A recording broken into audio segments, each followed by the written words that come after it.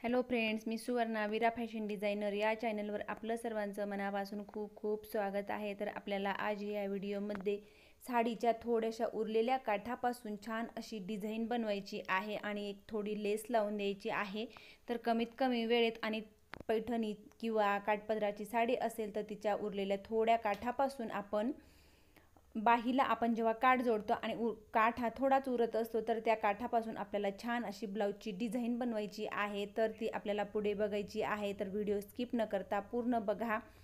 तर तयार उंची घेतलेली आहे 14 इंच, त्याच्यानंतर मुंडा घेतलेला आहे 5.5 इंच आणि शोल्डर घेतलेलं आहे 5 इंचाचं, कारण गळा हा 10 इंचाचा आहे, डीप गळा आहे, त्याच्यामुळे मी शोल्डर हे 5 इंचाचं घेतलं आणि डाऊन केलेल्या मुंड्यापासून आपल्याला पुढे 1.5 इंचावर एक खूण करून घ्यायची आहे आणि बॅक साईडच्या मुंड्याचा राऊंड देऊन घ्यायचा आहे। त्याच्यानंतर गळा आपल्याला ओपन करायचा आहे 2 इंचावरती, 2 इंचावर ओपन करून गळा आहे 10 इंचाचा, त्याच्यामध्ये अर्धा इंच ॲड करून आपल्याला 10.5 इंचावर खूण करून घ्यायची आहे आणि अशा पद्धतीने आपल्याला बॉक्स तयार करून घ्यायचा आहे।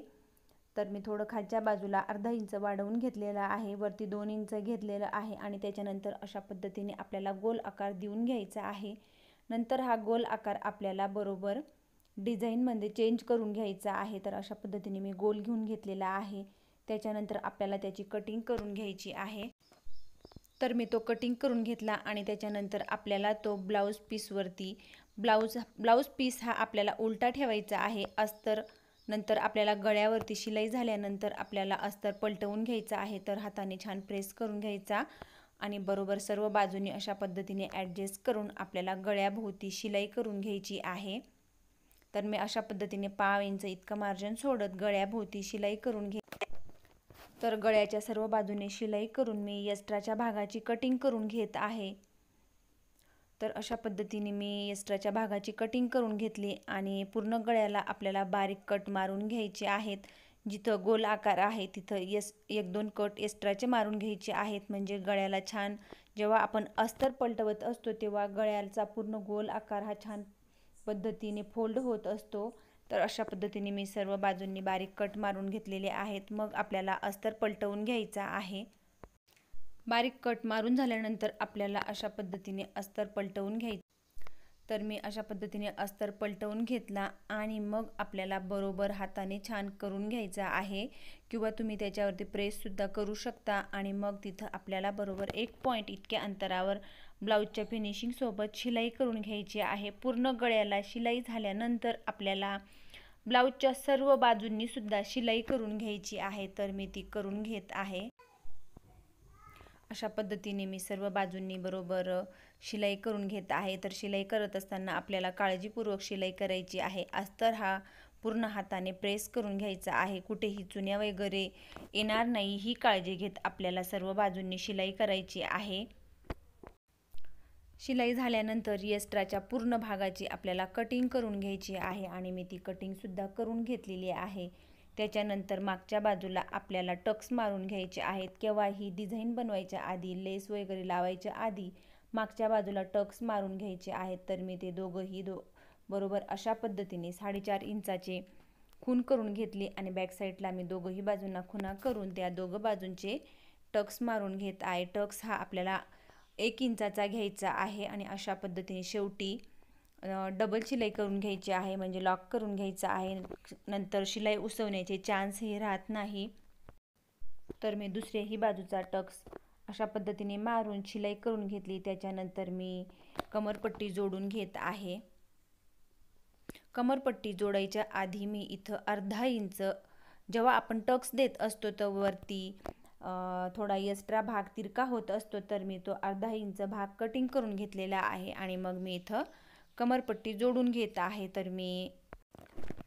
तर अशा पद्धतीने मी कमरपट्टी जोडून घेतली आणि एक्स्ट्राच्या भागाची कटिंग करून घेत आहे। तर मी मागच्या बाजूचे टक्स मारून आणि कमरपट्टी जोडून घेतलेली आहे। त्याच्यानंतर आपल्याला अशा पद्धतीने पॅटर्न बरोबर एकसारखा करून घ्यायचा आहे आणि त्याच्यानंतर मी पेपर कॅनव्हास घेतलेला आहे आणि तो अशा पद्धतीने फोल्ड करून तो बरोबर आपल्याला ठेवून घ्यायचा आहे। बंद बाजू ही बरोबर गळ्याकडच्या बाजूला अशा बंद बाजू ठेवायची आहे आणि आपल्याला अशा पद्धतीने तो ॲडजस्ट करून घ्यायचा आहे आणि खडूने बरोबर आखून घ्यायचा आहे आणि मग आपल्याला डिझाईन बनवायची आहे। डिझाईन ही आपल्याला उरलेल्या तर काही वेळेला ब्लाऊज पीसला एकाच बाजूला डिझाईन असते आणि ती डिझाईन आपण बाहीवरती जोडत असतो, तर आपल्याला इथं उरलेल्या काठापासून अशा पद्धतीने पेपर कॅनव्हासवरती खुणा करून घ्यायच्या आहेत आणि मग त्याच मापाचा आपल्याला दुसऱ्या बाजूला अशा पद्धतीने खुणा करून घ्यायच्या आहेत आणि ते पूर्ण खून अशा पद्धतीने खडूने आखून घ्यायचे आहेत। जर साडीचा थोडाफार काठ उरलेला असेल तर तुम्ही अशा पद्धतीने डिझाईन बनवू शकता। तर अशा पद्धतीने मी बरोबर आखून घेतलेला आहे। नंतर आपल्याला याच्यावरती उरलेला ब्लाऊज पीस म्हणजे काठ आहे तर तो अशा पद्धतीने उलटा ठेवून घ्यायचा आहे। तर मी पेपर कॅनव्हासवरती आधी आखून घेतलं, नंतर उरलेला काठ ठेवला आणि मग मी त्याच्यावर अस्तर ठेवला। अशा पद्धतीने बरोबर ते आपल्याला चेक करून घ्यायचे आहेत आणि मग आपल्याला त्याच्यावरती शिलाई करून घ्यायची आहे। अस्तर हा खाली ठेवायचा आहे। नंतर आपण जिथं गोल आकार दिलेला आहे तर तिथं आपल्याला शिलाई करून घ्यायची आहे। तर अशा पद्धतीने मी जिथं गोल आकार केलेला आहे तर तिथं अशा पद्धतीने पेपर कॅनव्हास ठेवून मी शिलाई करून घेत आहे। शिलाई झाल्यानंतर आपल्याला तो भाग कटिंग करून घ्यायचा आहे आणि अशा पद्धतीने कटिंग झाल्यानंतर त्याला बारीक कट मारून घ्यायचे आहेत। कट मारत असताना जिथं कोना असतो त्या कोण्याला आपल्याला केव्हाही सरळ रेषेत कट मारायचा आहे, म्हणजे कोना बरोबर बाहेर निघत असतो।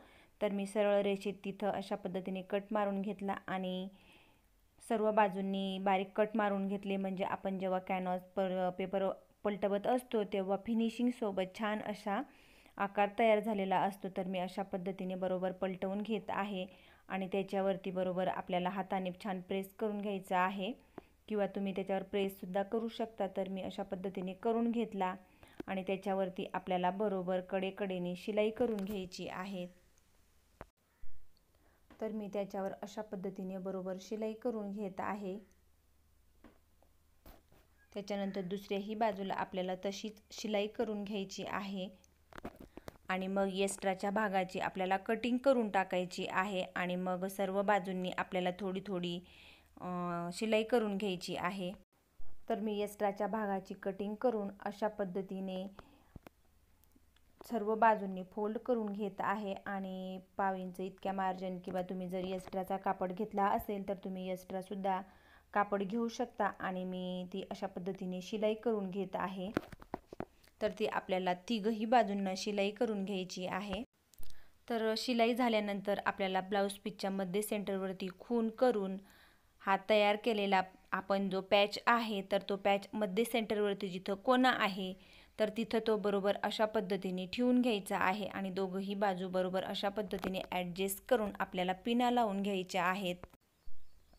तर मी दोघंही बाजूंना पिना लावून घेत आहे। मध्ये सेंटर बरोबर चेक करून घ्यायचं आहे आणि अशा पद्धतीने पिना लावून मग आपल्याला बरोबर गळ्याभोवती शिलाई करून घ्यायची आहे। तर मी इथं शिलाई करत असताना आपल्याला हळूवारपणे शिलाई करायची आहे, म्हणजे दोघंही भाग आजूबाजूला सरकणार नाही, म्हणजे कमी जास्त होणार नाहीत, ही काळजी घेत आपल्याला शिलाई करायची आहे। तर मी अशा पद्धतीने शिलाई करून घेत आहे।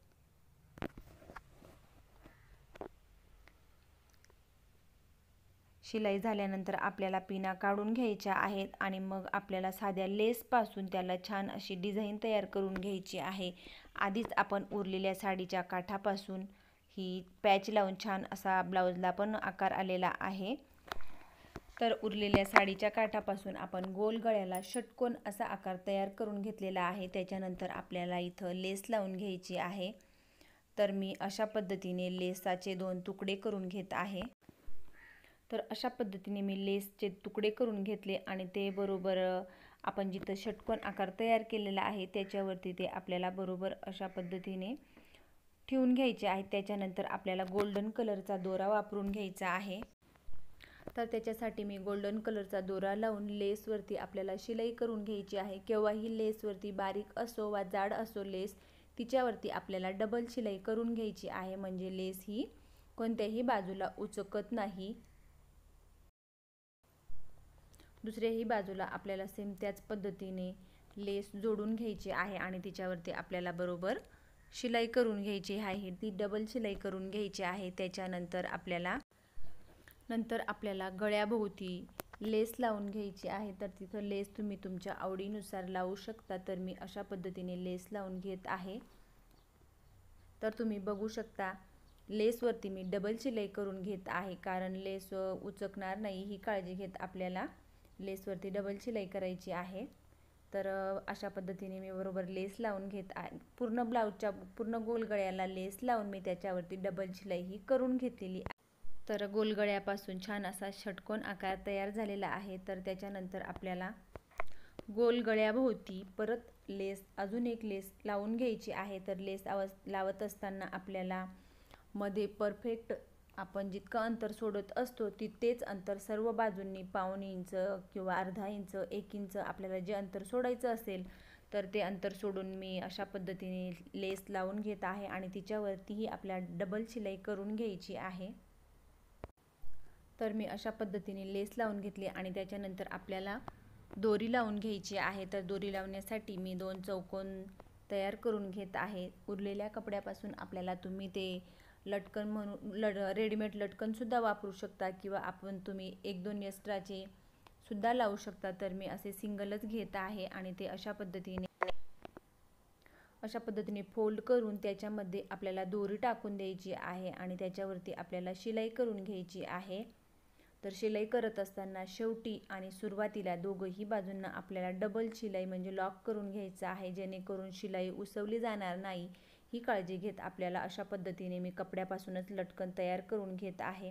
तर लटकनच्या तुम्ही 1-2 लेयर सुद्धा लावू शकता, तर ब्लाऊजला खूप छान अशी फिनिशिंग येणार। तर दुसऱ्याही बाजूला मी सेम त्याच पद्धतीने कपड्याचं लटकन तयार करून घेत आहे। तर त्याच्यानंतर ब्लाऊज पीसवरती मी 2 इंचावर अशा पद्धतीने दोघंही बाजूंना खुणा करून घेतलेल्या आहेत आणि ती दोरी आपल्याला तिथं डबल शिलाई करून किंवा लॉक करून ते आपल्याला पॅक करून घ्यायचे आहेत। तुम्ही सुई धाग्याच्या सहाय्याने सुद्धा दोरी तिथं ॲड करू शकतात। तर मी दोघंही बाजूंच्या दोऱ्या ह्या लावून घेतलेल्या आहेत आणि अगदी सोप्या पद्धतीने उरलेल्या छोट्याशा काठापासून छान अशी ब्लाऊजला डिझाईन बनवलेली आहे।